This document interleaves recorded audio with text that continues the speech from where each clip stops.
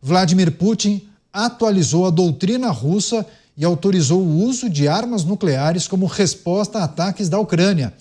Essa diretriz inclui um novo parágrafo, orientando os militares a manterem um arsenal nuclear pronto para uso em combate, independentemente dos danos irreparáveis que o material possa causar aos adversários.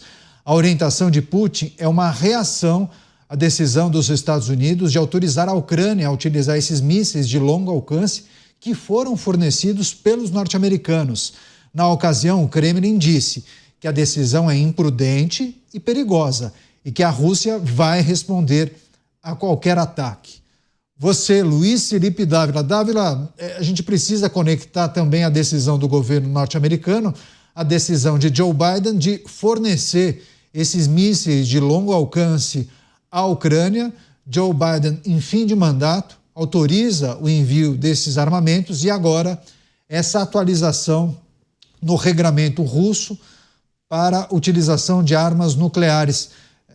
Quais são as perspectivas a partir desses dois eventos, essas duas movimentações nesse tabuleiro, hein, Dávila? Bom, primeiro, Canhato, esses mísseis deveriam ter sido enviados à Ucrânia e permitido que a Ucrânia usasse contra a Rússia há muito tempo. Biden faz no fim de governo porque sabe que o próximo presidente é Donald Trump. E Donald Trump vai sim jogar duro para colocar fim a essa guerra. E se a Rússia escalar a guerra, ela vai escalar a guerra com Donald Trump no poder. E essa é uma outra conversa. É uma outra conversa porque certamente, no caso da Rússia vir a escalar a guerra, Donald Trump vai sim ajudar as democracias. Não acredito que Donald Trump vai aceitar esta ameaça da Rússia e se calar, ou aceitar que um ditador consiga ocupar boa parte do território da Ucrânia e sair ileso. Portanto, o mundo democrático, o mundo ocidental tem que se unir e bancar o blefe da Rússia. Nós não podemos nos curvar a ditadores.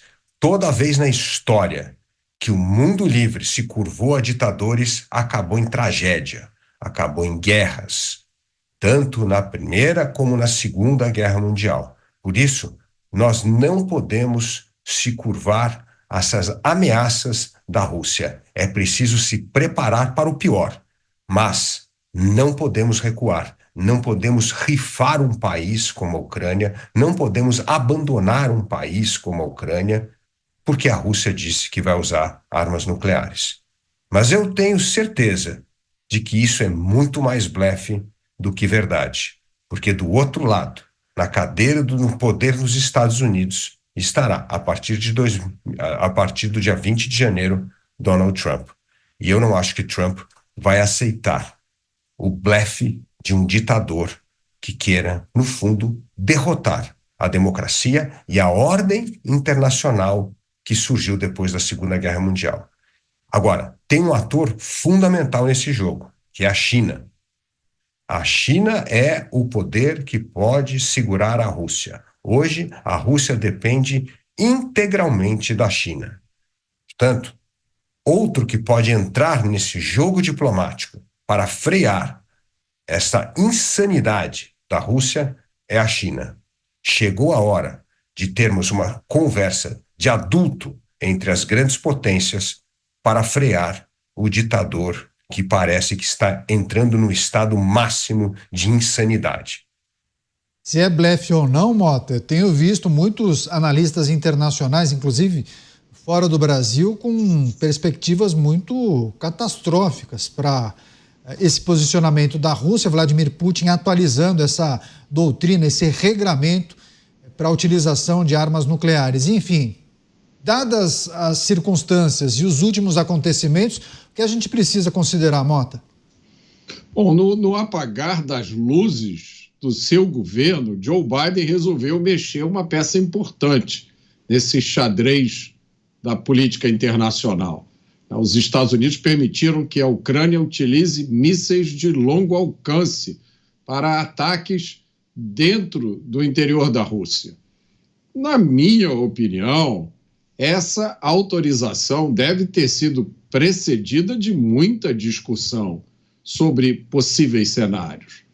Eu acho difícil que essa decisão tenha sido tomada sem pelo menos uma consulta ao time de Donald Trump. Talvez, aqui eu estou especulando, talvez essa decisão faça parte de uma estratégia de elevar um pouco a temperatura agora para permitir umas condições melhores para quando o Trump e a sua equipe fantástica sentar na mesa para negociar. A gente não pode ser inocente. Essa tragédia da guerra da Ucrânia, ela foi construída durante muito tempo, através de decisões equivocadas e indecisões por parte do Ocidente.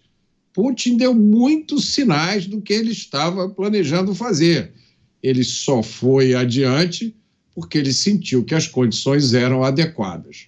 Mas agora, com a troca de liderança nos Estados Unidos, o mundo talvez tenha a melhor oportunidade para encerrar com essa guerra absurda de uma vez por todas. Você, Cristiano Beraldo, certamente a imprensa norte-americana especula os muitos cenários, né? É difícil imaginar que Joe Biden teve um clique e cedeu ao pedido de Volodymyr Zelensky nessa reta final de mandato, sem que, como bem disse o Mota, fizesse uma consulta ao próximo presidente, né? Donald Trump esteve na Casa Branca recentemente, antes, inclusive, dessa autorização, desse anúncio.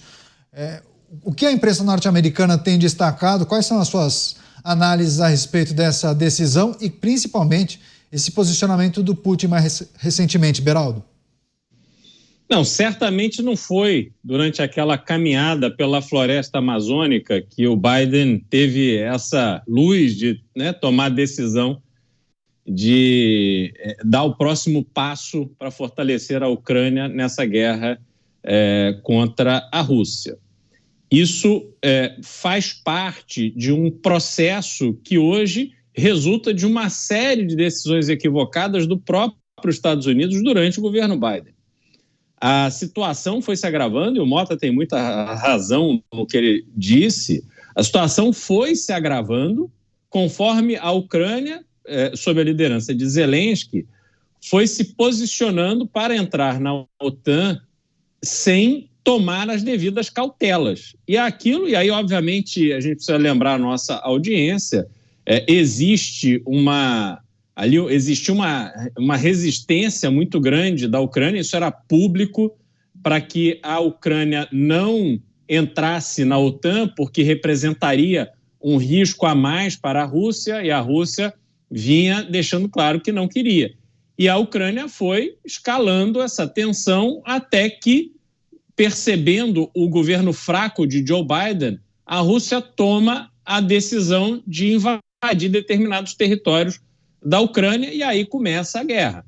A resposta que Putin teve dos Estados Unidos e também da Europa foi uma resposta de sanções econômicas. Então, a forma de enfraquecer a Rússia diante da tomada de decisão foi excluir a Rússia do sistema de pagamento SWIFT, usado pela Europa, Estados Unidos e tantos outros países, bloquear uma série de transações comerciais com russos e empresas russas, criar ali uma lista de pessoas que estão sancionadas e tal. Só que a Rússia foi encontrando alternativas a partir de um entendimento com a China. A relação entre Rússia e China não era tão forte como é hoje. E quem for à Rússia hoje, Canhato, vai se surpreender pela vida cotidiana que os russos seguem levando, apesar de todas essas sanções. O efeito prático das sanções na vida russa foi muito limitado.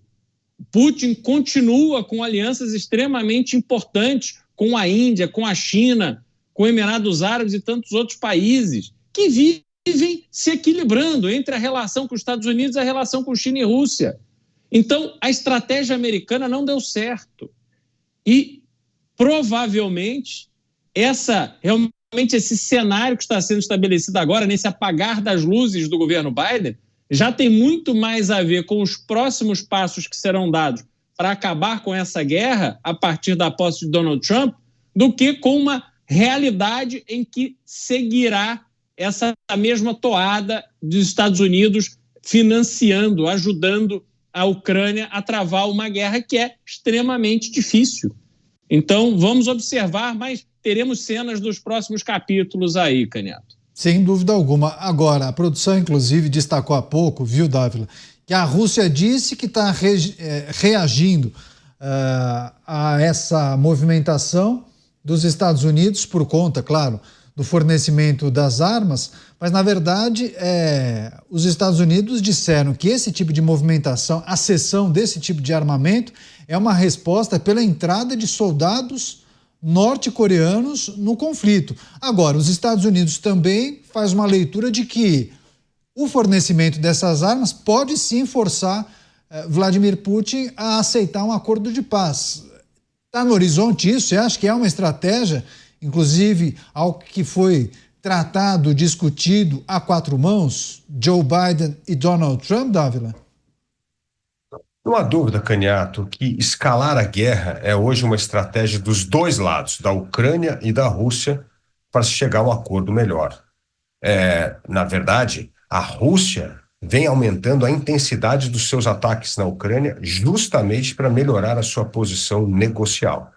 E com esta autorização dos Estados Unidos, dá uma reequilibrada no jogo, ou seja, a Ucrânia também passa a ter uma arma poderosa para forçar a Rússia a aceitar e a negociar. Então, não há dúvida que essa escalada dos dois lados tem a ver com uma posição melhor na mesa de negociação para se chegar a um acordo para o fim da guerra. O problema é que isso pode escalar de uma forma impressionante. Por quê? Porque todo o argumento que Putin faz internamente na Rússia é que o que a Rússia está fazendo é defendendo os seus territórios contra um avanço das democracias. É isso que ele está fazendo. Então, todo o nacionalismo russo tem a ver com essa estratégia. O problema é quando você tem uma estratégia baseada no nacionalismo russo, é que se você perde a guerra ou cede, você sai como derrotado para o seu mercado interno, para aqueles que você disse que estava defendendo a guerra contra a Ucrânia por causa dessas bandeiras nacionalistas. Então, o problema é que qualquer recuo vai aparecer como derrota, mesmo que a Rússia consiga controlar parte do território da Ucrânia no acordo. Então, essa história dessa narrativa populista tem isso em risco. O que é percebido como vitória ou derrota para o outro tem enorme peso na percepção do governo internamente. Então, é sim um momento de escalar, é um momento perigoso e é um momento em que a China e os Estados Unidos devem estar conversando para tentar frear os movimentos de Vladimir Putin.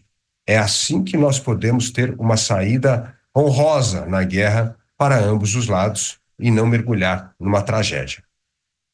Para fechar, você, Mota, as possibilidades para colocar um ponto final nessa guerra, naturalmente, as muitas estratégias sendo estudadas por ambos os lados, mas claro que tem a chegada, como você disse, de um personagem que me parece fundamental para mudar o curso desse conflito, né? Donald Trump chega à Casa Branca para o seu segundo mandato em 20 de janeiro. Mota.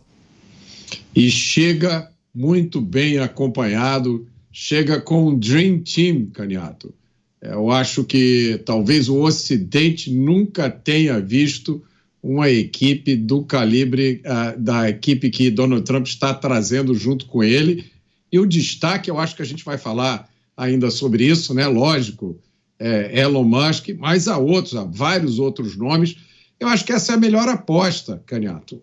O Donald Trump, depois de ter vencido todos os obstáculos que colocaram no caminho dele, depois de ter sido alvo de uma guerra judicial dentro da maior democracia do mundo, os Estados Unidos, ele retorna como presidente eleito com uma votação histórica e tem todo o apoio, todas as credenciais que ele precisa para resolver esse assunto de uma vez por todas. Você quer fechar, Cristiano Beraldo, por favor? Não, só lembrar que Estados Unidos agora recupera, ou está no caminho para recuperar, o seu status de liderança, de potência mundial. Lembrando, inclusive, agora que o Mota citou o Elon Musk, que Elon Musk e Trump estão, nesse momento, no Texas, para acompanhar mais um lançamento de nave do Elon Musk, da SpaceX. Então, tem uma questão de desenvolvimento tecnológico que vai ser muito importante para os Estados Unidos. Essa tecnologia que também é utilizada para fins militares. Isso tudo coloca os Estados Unidos de novo na vanguarda. Ou tem o potencial de. É o que acreditamos que vai acontecer. Os Estados Unidos forte, mais organizado, focado naquilo que é realmente estratégico e importante para o país retomar o seu papel, o seu protagonismo e também rivalizar com esse crescimento da China. Não podemos esquecer que há um assunto a ser resolvido, que é Taiwan, que está ali no alvo da China e que a China, em algum momento, no momento em que ela se fortalecer o suficiente do ponto de vista militar, ela vai para cima para tomar Taiwan e depois de Taiwan precisamos nos perguntar quem mais a China vai querer invadir e tomar. Os Estados Unidos têm que estar preparado para essa realidade. Dávila, só uma última questão que eu acho importante, já que a gente está tratando disso, e as perspectivas a partir da chegada de Donald Trump à Casa Branca. Claro que a gente coloca em destaque aqui o conflito e a guerra entre Rússia e Ucrânia, mas queria que você só trouxesse uma breve análise sobre as perspectivas também para o conflito no Oriente Médio, né? A gente vê Israel duelando com muitos grupos terroristas, mas também a chegada de Donald Trump pode promover mudanças nesse enfrentamento. O que é preciso considerar a partir da chegada dele?